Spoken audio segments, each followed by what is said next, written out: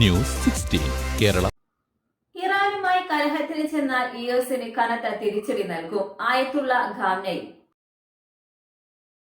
ഇറാന് കാര്യങ്ങൾ പറയാൻ പ്രതിനിധികളുടെ ആവശ്യമില്ലെന്ന് പരമോന്നത നേതാവ് ആയത്തുള്ള ഖാംനെയി. യമനിലെ ഹൂതികൾ ഉൾപ്പെടെ മിഡിൽ ഈസ്റ്റിൽ ആരും ഇറാനെ പ്രതിനിധീകരിക്കുന്നില്ല. ഇവരെല്ലാം സ്വന്തം ഇഷ്ടപ്രകാരമാണ് പ്രവർത്തിക്കുന്നതെന്നും ആയത്തുള്ള ഖാംനെയി പറഞ്ഞു. യമന് അവരുടേതായ താൽപ്പര്യങ്ങളുണ്ടാവും. മേഖലയിലെ മറ്റ് തീവ്രവാദ ഗ്രൂപ്പുകൾക്കും അവരുടേതായ ലക്ഷ്യങ്ങളുണ്ടാവും. ആരുമായോ തർക്കമോ പോരാട്ടമോ ഞങ്ങൾ ആരംഭിച്ചിട്ടില്ല. ആരെങ്കിലും ഞങ്ങൾക്കെതിരെ വരികയാണെങ്കിൽ അവർക്ക് കനത്ത തിരിച്ചടി നൽകുമെന്നും ഖാംനെയി പറഞ്ഞു. യമനിൽ നടക്കുന്ന ആഭ്യന്തര യുദ്ധത്തിൽ ഹൂതികൾ മേധാവിത്വം നേടുന്നതായി റിപ്പോർട്ടുകളുണ്ടായിരുന്നു.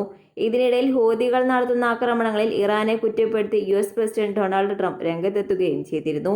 ഹൂതികൾക്ക് ആയുധം നൽകരുതെന്ന് ട്രംപ് വീണ്ടും ഇറാന് മുന്നറിയിപ്പ് നൽകി. ഹൂതികൾക്കുള്ള ആയുധങ്ങളും പിന്തുണയും ഇറാൻ കുറച്ചിട്ടുണ്ടെന്നും തെളിവുകൾ നൽകാതെ ട്രംപ് അവകാശപ്പെട്ടു. ഹൂതികൾക്ക് ആയുധം നൽകുന്നത് പൂർണ്ണമായും ഇറാൻ ഉടൻ അവസാനിപ്പിക്കണമെന്നും അദ്ദേഹം ആവശ്യപ്പെട്ടു. യമൻ ആസ്ഥാനമായ ഹൂതി വിമതരെ ഉന്മൂലനം ചെയ്യുമെന്ന് മുന്നറിയിപ്പ് നൽകി US president Donald Trump. Houthi കേന്ദ്രങ്ങളിൽ വീണ്ടും യുഎസ് കനത്ത വ്യോമാക്രമണം നടത്തിയതിന് പിന്നാലെയാണ് ട്രംപ് സ്വന്തം സമൂഹ മാധ്യമമായ ട്രൂത്ത് സോഷ്യലിൽ പ്രസ്താവന പങ്കുവച്ചത്. വ്യോമാക്രമണം അപരിഷ്കൃതരായ ഹൂതികൾക്ക് കനത്ത നാശമാണുണ്ടാക്കിയത്.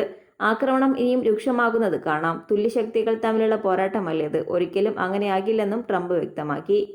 News 16 news desk.